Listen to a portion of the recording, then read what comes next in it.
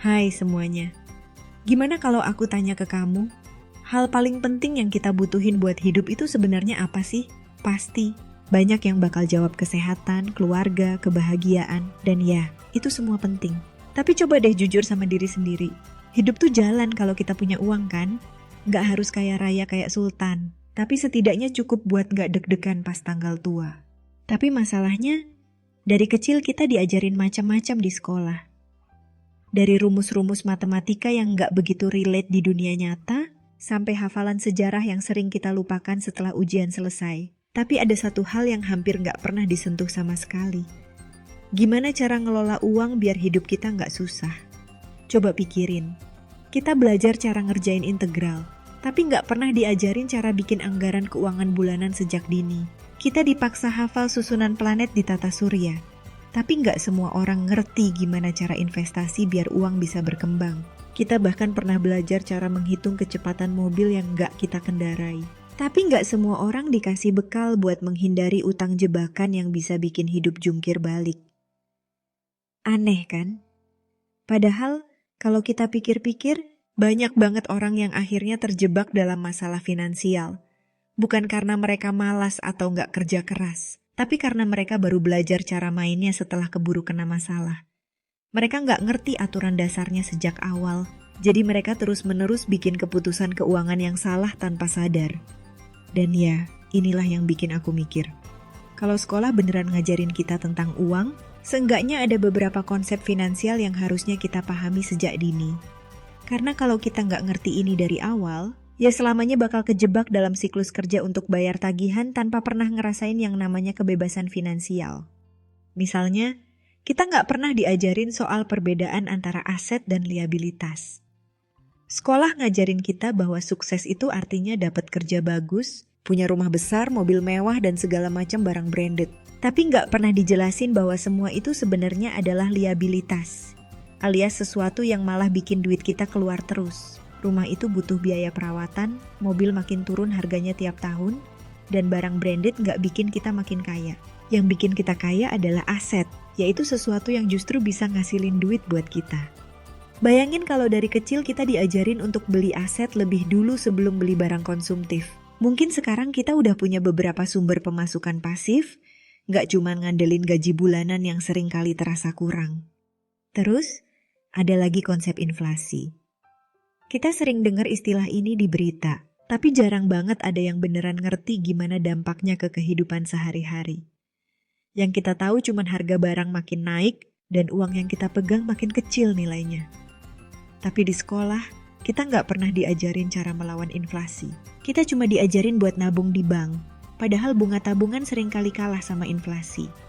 Gimana kalau dari dulu kita dikasih tahu bahwa nyimpen duit di rekening tabungan doang itu sama aja kayak ngebuang daya belinya pelan-pelan? Kita harus ngerti bahwa uang yang cuma ditimbun di bank nggak akan bertambah nilainya. Justru harus diputar lewat investasi biar bisa ngalahin inflasi. Lanjut ke konsep pajak. Ini bagian yang bahkan orang dewasa pun banyak yang nggak ngerti. Kita disuruh kerja keras buat cari uang, tapi kita nggak pernah diajarin cara ngelola pajak biar nggak kemakan terlalu banyak. Kita baru sadar pas gaji pertama dipotong sekian persen buat pajak penghasilan, dan kita bengong karena nggak ada yang pernah jelasin gimana sistemnya. Kalau aja sekolah ngajarin kita cara memanfaatkan celah pajak yang legal, mungkin kita bisa lebih bijak dalam mengatur keuangan. Terus, kita juga nggak pernah diajarin tentang konsep cash flow. Kita cuma tahu bahwa kalau punya duit, ya dipakai buat belanja. Kalau dapat gaji, ya dipakai buat bayar tagihan. Tapi kita nggak pernah dikasih tahu pentingnya alur keluar masuk uang dan gimana cara memastikan pengeluaran kita lebih kecil dari pemasukan. Cash flow yang sehat itu yang bikin seseorang bisa terus bertahan bahkan kalau ada kejadian darurat. Makanya orang kaya itu tetap kaya karena mereka ngerti cara mengatur cash flow mereka. Mereka nggak hidup dari gaji ke gaji, tapi mereka membangun sistem yang bikin duit tetap ngalir, bahkan kalau mereka nggak kerja sekalipun. Dan terakhir, sekolah juga nggak pernah ngajarin kita tentang konsep time value of money. Artinya, uang yang kita punya sekarang lebih berharga daripada uang yang kita punya di masa depan. Karena uang yang ada sekarang bisa kita investasikan dan berkembang. Tapi kalau kita cuma nabung tanpa diolah, ya nilainya bakal turun gara-gara inflasi tadi. Kalau aja dari kecil kita dikasih tahu bahwa lebih cepat mulai investasi, lebih baik hasilnya di masa depan. Mungkin kita nggak bakal nunda-nunda buat mulai. Mungkin kita nggak bakal takut sama investasi, karena udah ngerti caranya dari awal. Tapi ya gitu, semua ini nggak pernah diajarin di sekolah.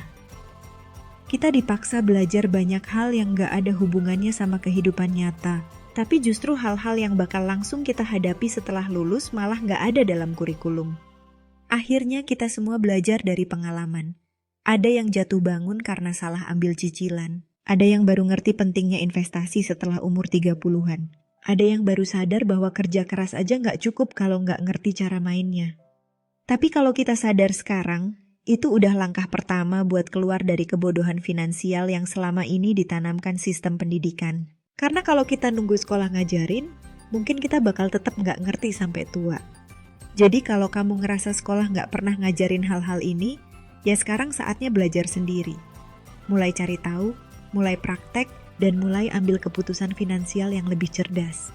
Karena di dunia nyata, nggak ada yang peduli kamu dulu ranking 1 atau sering bolos. Yang penting kamu bisa bertahan dan berkembang. Jangan sampai kita jadi generasi yang terus-menerus kerja keras, tapi nggak pernah benar-benar merdeka secara finansial. Karena hidup ini terlalu singkat buat dihabiskan hanya untuk bayar tagihan. Jadi intinya gini, hidup itu lebih dari sekadar kerja, dapat gaji, bayar tagihan, terus ulang lagi siklusnya sampai tua. Kalau kita cuma ikut arus tanpa ngerti cara mainnya, ya kita bakal terus terjebak dalam permainan yang aturannya bahkan gak pernah diajarkan ke kita. Tapi sekarang, kamu udah tahu.